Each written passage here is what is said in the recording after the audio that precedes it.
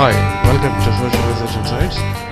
My name is Kamakshi. I am Principal Consultant at Social Research Insights.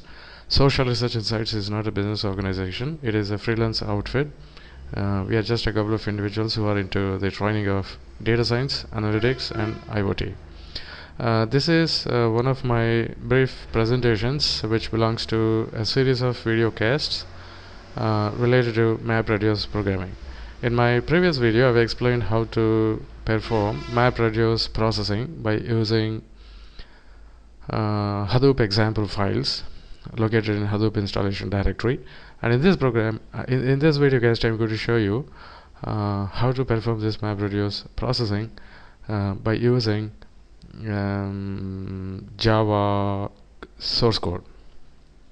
If you are watching this video, and you must be thorough of the basics or fundamentals of Hadoop along with MAPREDUCE programming. MAPREDUCE paradigm is a data processing architecture which belongs to the Hadoop ecosystem. As I explained in my previous videos, Hadoop essentially has two important parts. Let me explain you that through my whiteboard. As say Hadoop, essentially there are two things in one is memory, and the other is processing. Say, I'm sorry, this is memory is taken care by a particular part of the Hadoop ecosystem called HDFS, and HDFS stands for Hadoop Distributed File System, whereas processing is taken care by the MAPREDUCE engine, which is available from the Hadoop core system or binaries. So we have a memory and we also have MAPREDUCE processing mechanisms. So we use memory to keep the data, and to process the data we need to use the MAPREDUCE engine, or actually the inventors of MAPREDUCE refer this to MAPREDUCE paradigm. MAPREDUCE is actually an extended version of the Java programming environment. So whatever we are writing or developing the logic through MAPREDUCE is will depend on the Java programming the environment. And what we are going to do in order to perform this MAPREDUCE programming, let me tell you that we have a sequence of the steps. In step number 1, we should create an environment variable. That is very easy. To create the environment variable, we have a beautiful mechanism in Linux operating systems or distributions. We can make use of the statement export the name of the environmental variable Hadoop class path is equal to, we have a beautiful technique. You need not write the entire path here, you just have to write the Hadoop in lowercase letters, class path, that's all. And I'm sorry, I think it's better to start the cluster. I installed Hadoop as a single node distribution in Ubuntu 16.04. So to start the cluster, we have a command to execute, that is start all sh. So this will start the Hadoop single node cluster.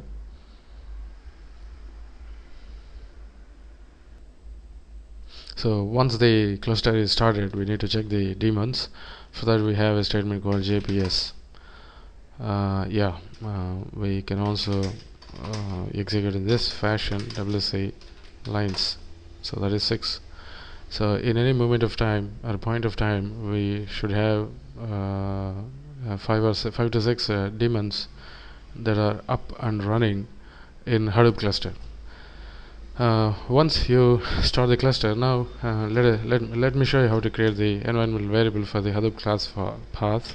First let me clear export. It is not echo. You should be very cautious of sometimes out of out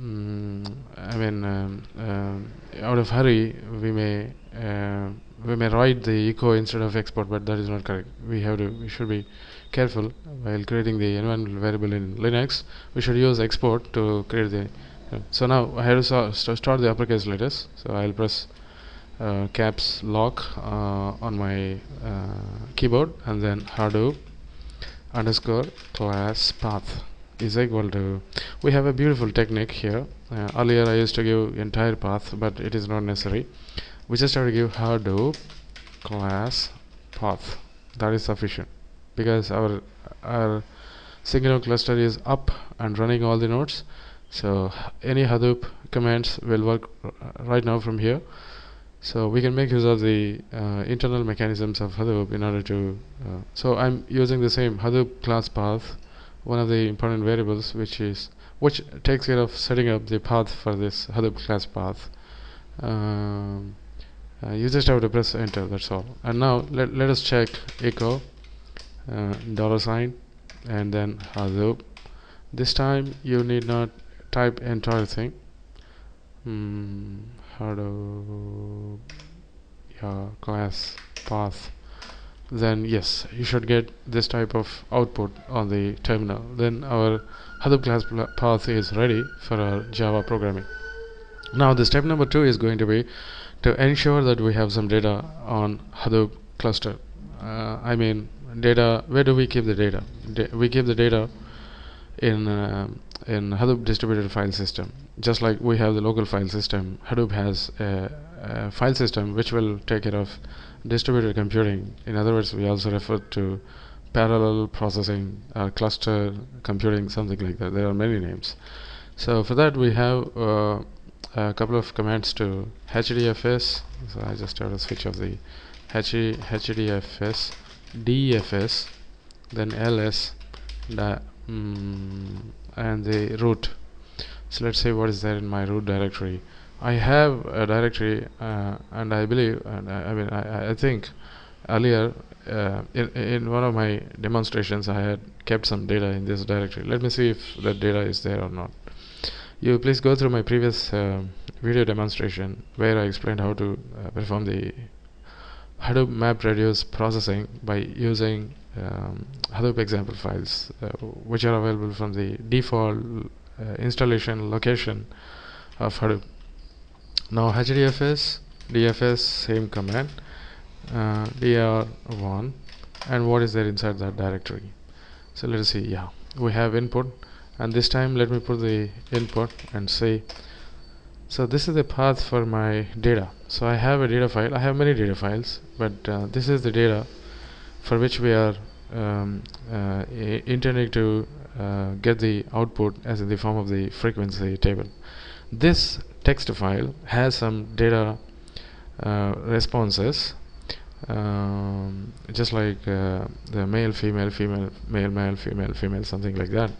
And let me show you, if you want to see the internal what is there inside this text file, then perhaps you can make use of this argument cat along with HDFS DFS gender txt. Tab will not work in HDFS. This is the sample data which I have in that particular file in the folder directory dir1 /input / something like that. So now we are expecting to see, or we are intending to see, some frequency table in which I want to have only 2 responses, because I have only 2 this data variable, which is whose name is gender, has 2 responses. One is male, the other one is female. So obviously we are going to have male, female as classes, and then each class is updated with the respective totals, and those totals together with those classes will make the frequency table. So for that we are just trying to develop the source code through Java programming language in order to process this data, which is available from the HDFS. Now, so the step number 1, we created the Hadoop class path environmental variable, and step number 2, I told you how to ensure the data from the, actually we are not going to create the data, since it is a single node cluster which is only for the purpose of the learning, I usually create the data in my local file system and then post the data or transport the data from the local file system to the Hadoop distributed file system. But in real life scenarios, in real life we will not create the data, but data arrives to the HDFS automatically through certain real world mechanisms. Like it may be a sensor based data where we have a sensor fixed at some place, and that sensor will try to they stream the data, and we'll try to infuse the data to the HDFS, something like that. And the another scenario can be web based data, like when some consumers goes to a particular website and that crawling activity is updated in the HDFS as the form of the web crawling the data of the users on that particular website, something like that. So data arrives to HDFS automatically by their own means, so we don't create.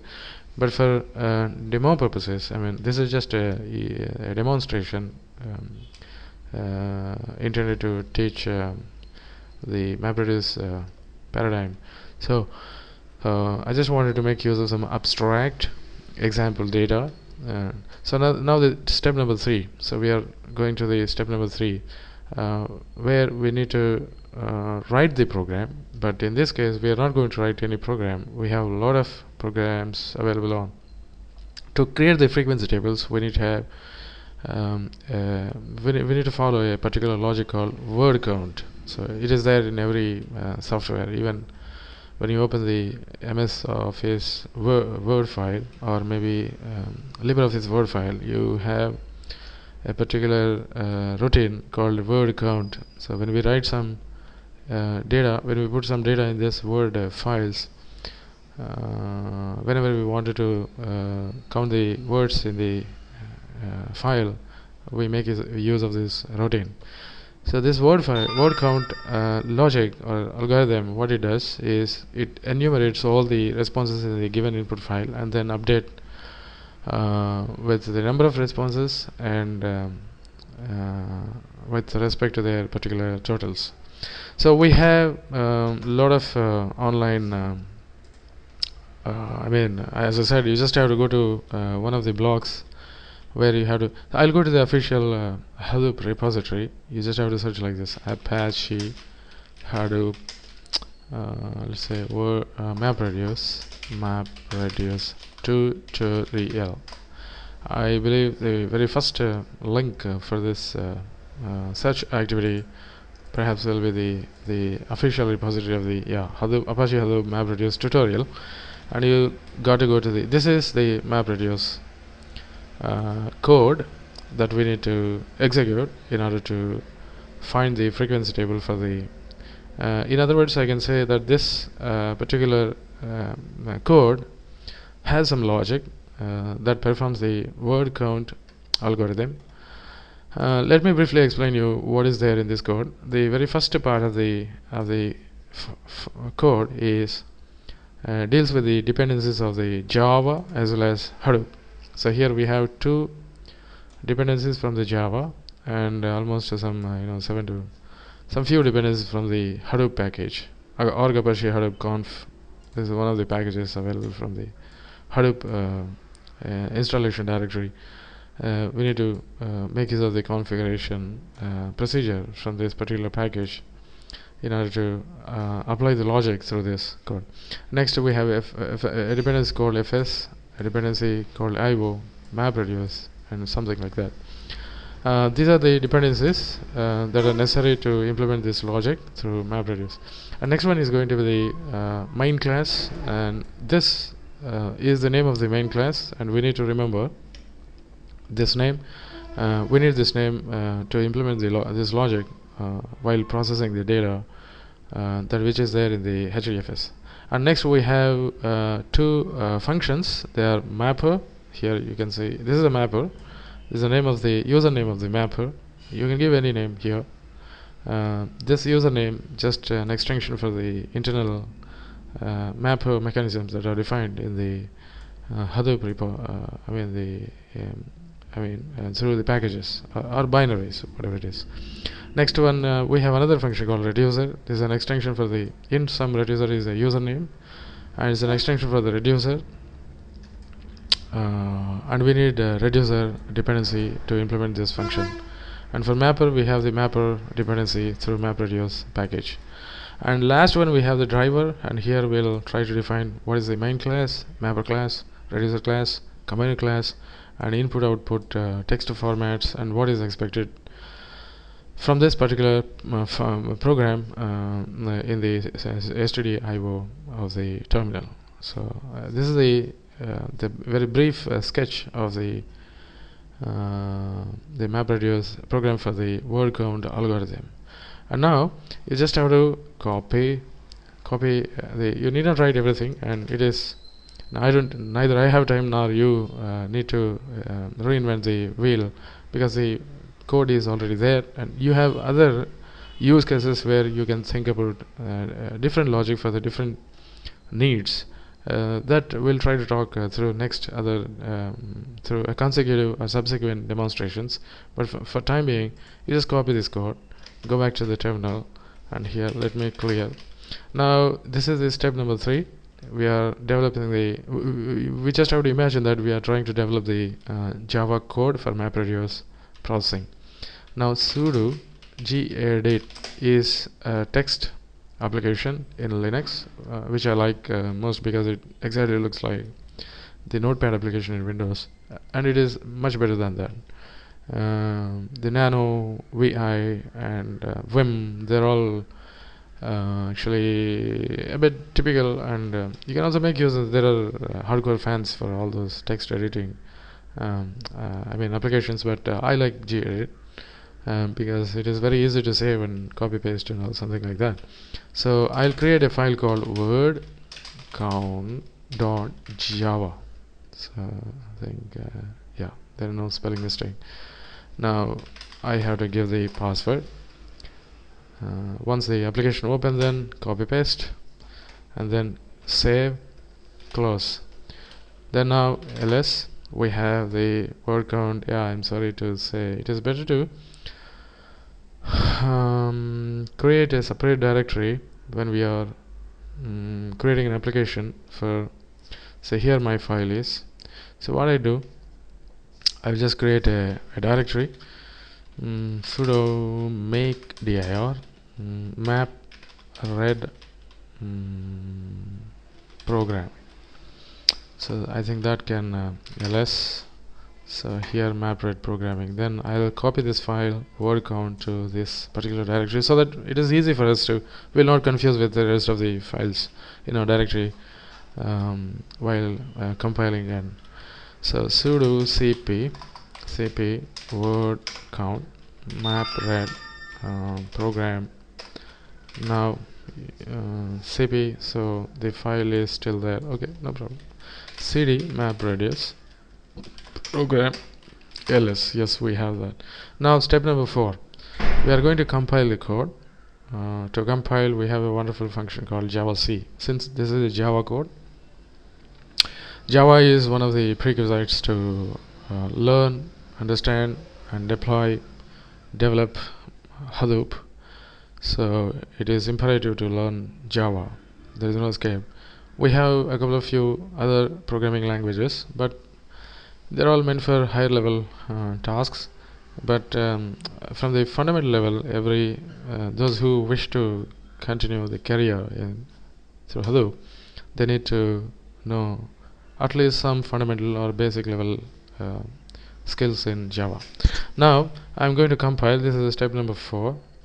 To compile, we have sudo javac and cvf. M is not necessary.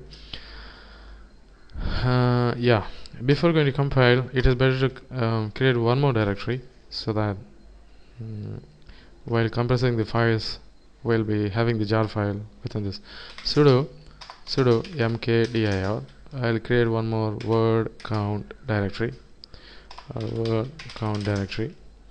Now I have the Java file along with the directory. So what I'm going to do, I compile this Java and see that all the class files will all the class files will goes to this particular directory. So that is my scheme. So in order to do that, so what we need to do, so I have a Java file and also a directory, and I created a directory in order to keep the class files in that directory after compiling the Java code. So for that, sudo java c class path. Then my class path is Hadoop. This is the environment variable which we created earlier. We need this class path in order to compile the and get that compiling the output of that compiling goes to the word count directory. So for this reason I created the word count. And where is our file? Our file is word count java. So this is, let's say, the Linux terminal is quiet, which means it does some work. So let us go back and verify cd word count ls. Yes, we got this is the main class file, and this is the reducer, and this is the mapper. So we have all three classes that are necessary to process the data. Now once we compile this Java code, we need to compress. This is the step number 5. In step number 5, we are going to compress this into a particular jar format, because you please go through a few of my other demonstrations. I've explained how to once we develop some source code in Java, we usually try to compress that to make as a unique file, so that we can make use of the internal classes to process the data. So here I'm going to do that through step number 5. We need to go a directory backwards. Now I think we are in the parent directory.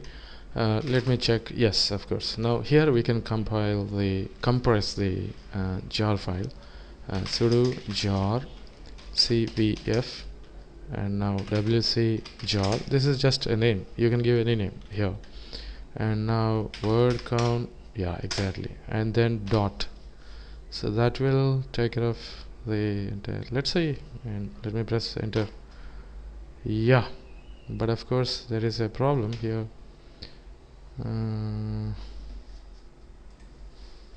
There is a small problem, that is present working directory. Yeah, MAPREDUCE. Yes.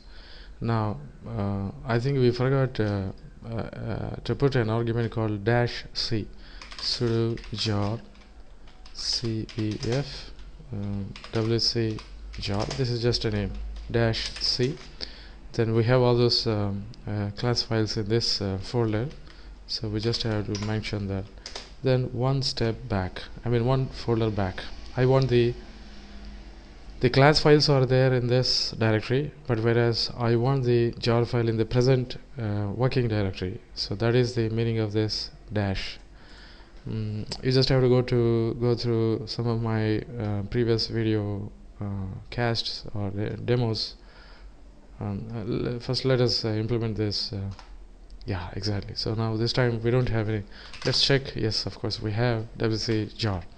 Now step number 6, we are going to process the data by using this word count program. For that we need to follow a procedure.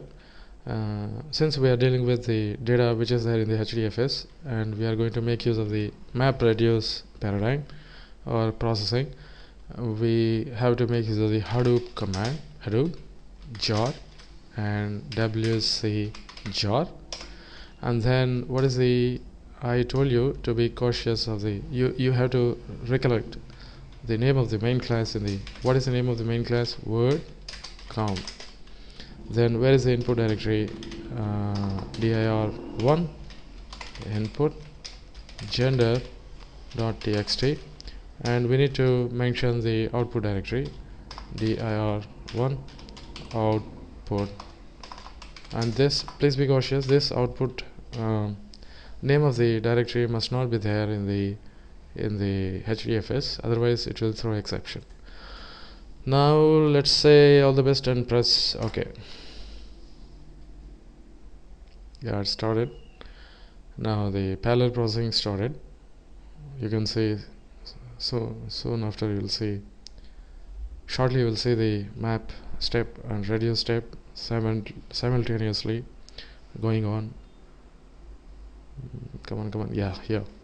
This is the parallel processing. So Hadoop is a beautiful opportunity to understand how distributed computing happen across the cluster, and how the distributed how a cluster can make use of the parallel processing. Now map step stopped and finished, reduce started. Actually this is a single node computer, that is why we don't have the enough chance to understand the parallel processing. If we have a full-fledged cluster, then it is possible for us to see the level of processing through the cluster. Since we have only one single node, one node or single node, so it is not possible. The Hadoop try to finish map first and then reduce next. But if we have a full working multi-node cluster, then it is possible for us to see the parallel processing with all its beauty. So now this is what we need to notice. The job finished successfully. Now let's go to the cluster. See HDFS, DFS, LS, DAR1. So we should have that output 1 directory over there. So yes, this is the directory which we requested Hadoop to put the output. Now to see the output, same command, we must have a file. We are expecting to see a file inside this output, that is part dash. This is what the part dash or, and let's see what is there inside. HDFS, DFS. You can also download that down, but I want to show you the method how to see as it is, how to see the contents of the file as it is from the HDFS. dir1 and output 1, and then part or 1 2 3 4 5. Yeah, DFS.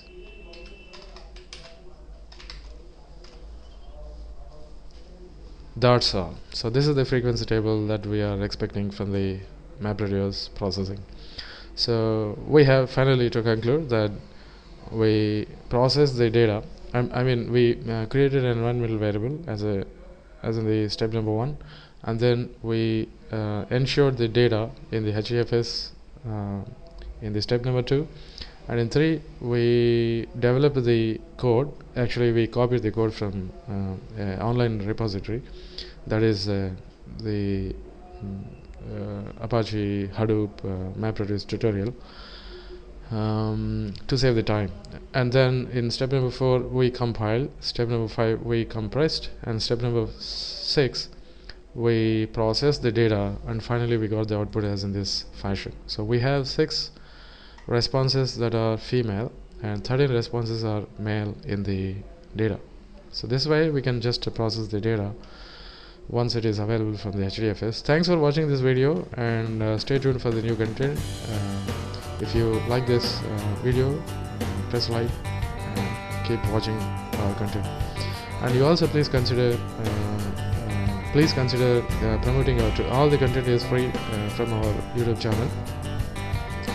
However, we have a little request that please consider calling us for some seminars, workshops and faculty staff development programs in your organization.